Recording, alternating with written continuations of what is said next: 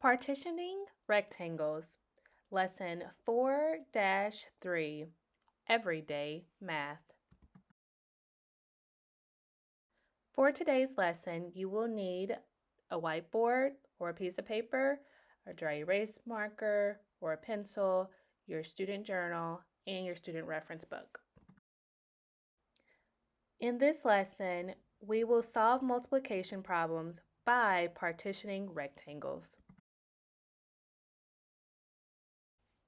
Take a look at today's agenda. The agenda includes covering 3 vocabulary words, warming up by going over standard notation practice, focusing on partition strategy, and finally practice. Let's dive into the vocabulary now. Partition. Partition can be used to find the length, area, or volume. Decompose. Decompose means to separate a number into smaller numbers. Distributive property.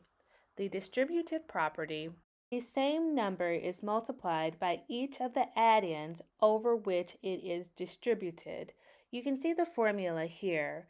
A times B plus C is equal to A times B plus A times C.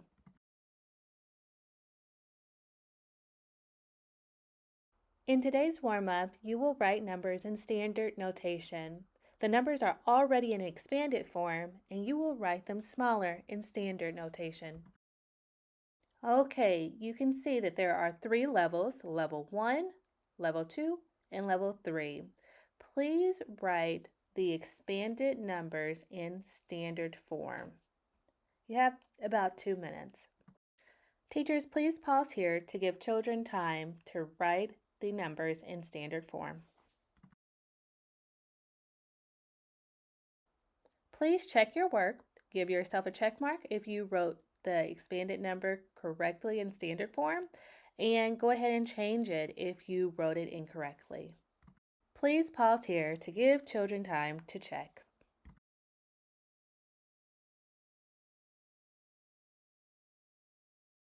Okay, the warm-up is complete, and now it's time for us to get into the focus or into the lesson for today. We will first cover the math message. We will then go over how to use a partitioning strategy. Then we will partition to multiply.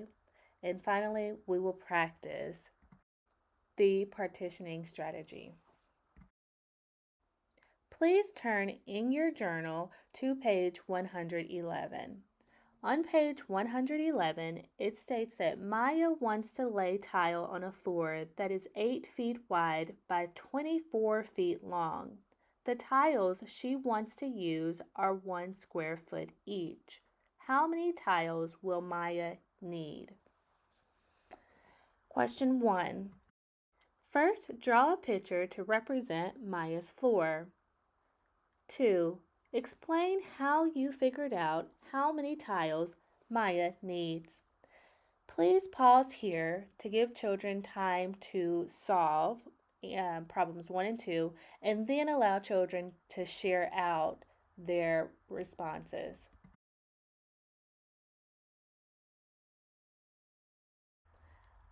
Responses could include counting by ones. So did you count all the squares 1 by 1 in an 8 by 24 rectangle? Or you could have responded by saying you use it repeated addition. Add by rows or columns. A row of 8 24 times or 24 8 times. Did you know illustrating the floor makes the problem easier to solve? If you have a drawing that represents Maya's floor, please hold it up so your teacher can see very quickly.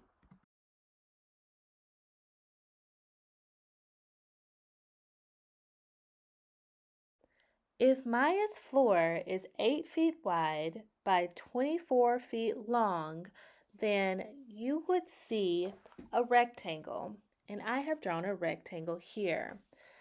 The 8 feet wide is on the side, and the 24 feet long is going across. So you can see the number 24 going across, or on the top you can see 12 plus 12. And on the sides you can see the number 8, or you can see it broken apart to 4 plus 4. If you haven't created a rectangle yet that reflects Maya's floor, please do so now. Now, I was able to use the area formula to find the number of tiles in each part. That's why you see 4 times 12 equals 48. What is the area formula? Please pause here to check to see which students know the area formula. When a rectangle is partitioned into smaller rectangles, the sum of the areas of the parts equals the area of the whole rectangle. I was able to show you how I partitioned the 8 by 24 rectangle. Now, I would like to know if you could partition the 8 by 24 rectangle in one other way. Please pause here to see if students can take on the challenge.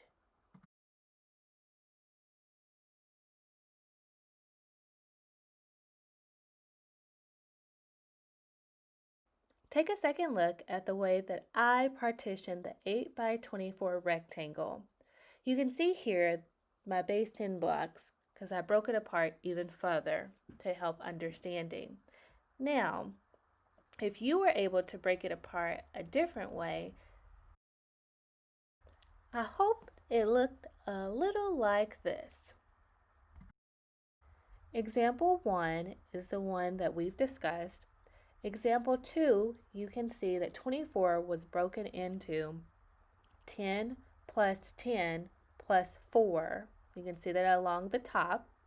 In example 3, you can see 24 was broken up by 20 plus 4. I hope you were able to master the challenge.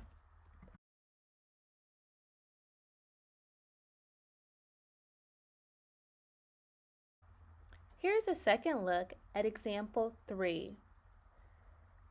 20 plus 4 is the same as 24. The area of each rectangle is represented with the equations. That's why you see 8 times 20 equals 160 and 8 times 4 equals 32.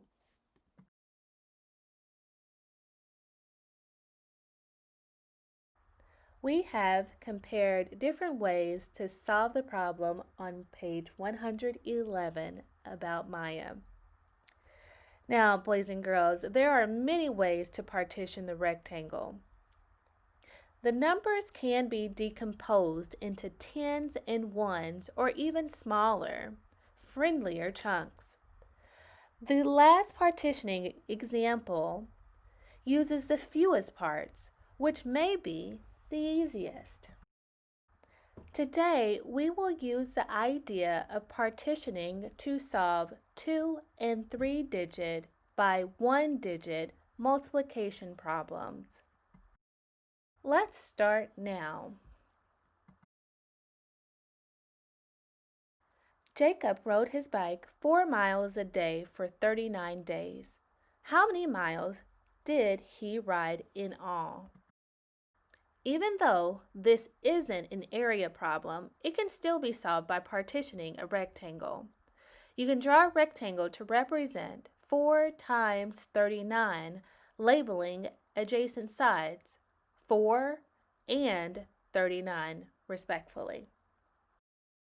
Before you begin illustrating a way to represent the problem, I want you to think about how can you decompose the number 39 into tens and ones using expanded form. Keep in mind that when using partitioning to solve a multiplication problem, it is more efficient to divide the rectangle into the fewest possible parts. Please pause here to give children time to illustrate the rectangle. How many miles did Jacob ride in all if he rode 4 miles each day for 39 days? Did your rectangle look like this? This rectangle has been partitioned into a 4 by 30 part and a 4 by 9 part. Essentially a tens chunk and a ones chunk.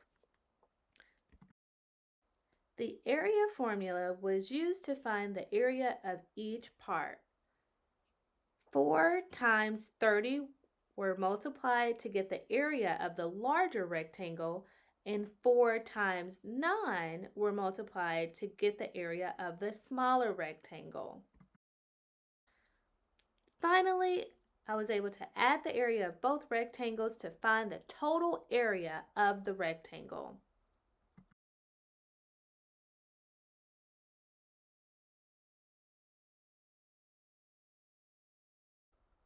These equations illustrate the distributive property as the 4 is distributed over the 30 and then the 9. And finally, the parts are added to find the total. Please raise your hand if you can see the connection between the written equations and the partitioned rectangle. Please pause here.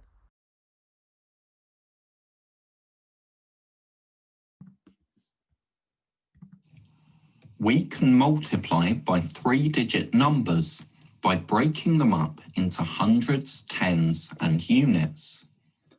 So we can write a single-digit number here on the left, and because we're multiplying by 123, we can break this up into 100, 20, and 3.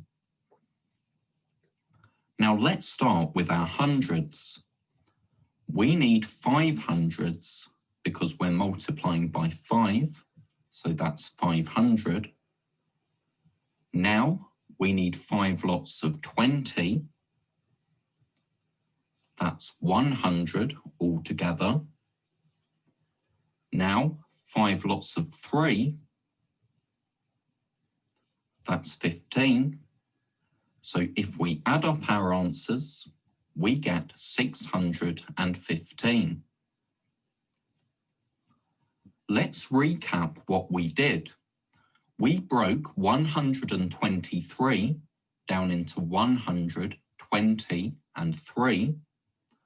So what we're really doing here is adding 5 times 100, 5 times 20, and 5 times 3. We're multiplying each place value separately and then adding up our totals. So 5, 100, 20, and 3. We do each multiplication and then add up our multiplication answer to get our final answer. Let's do the same thing again. We write our single digits on the left and we have 200, 30, and 4 because we've partitioned the number into hundreds, tens, and units. 4 lots of 200 is 800. 4 lots of 30 is 120. And 4 lots of 4 is 16. Now we add up our totals to get our answer.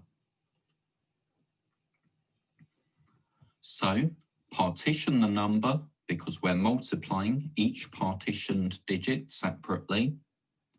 Write the numbers in the grid, multiply each number, and then add up your totals to get your answer.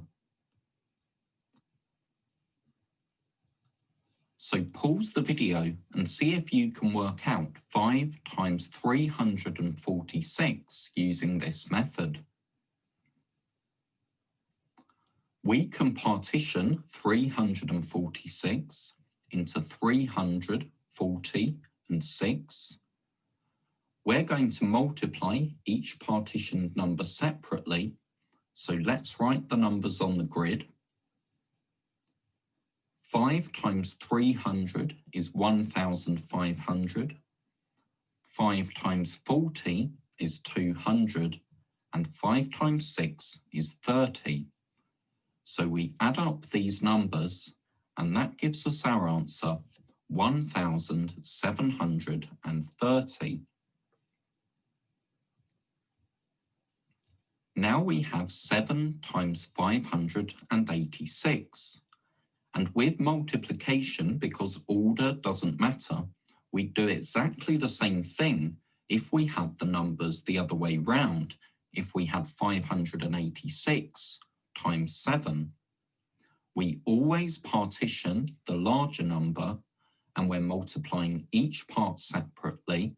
So we write the numbers on the grid, we solve each box, then we add up our boxes to get our answer, which here is 4,102. Finally, pause the video and see if you can work out 6 times 261. We partition to 260 and 1. We write the numbers on the grid. We solve each multiplication box. Then we add up our totals to get our answer, 1,566.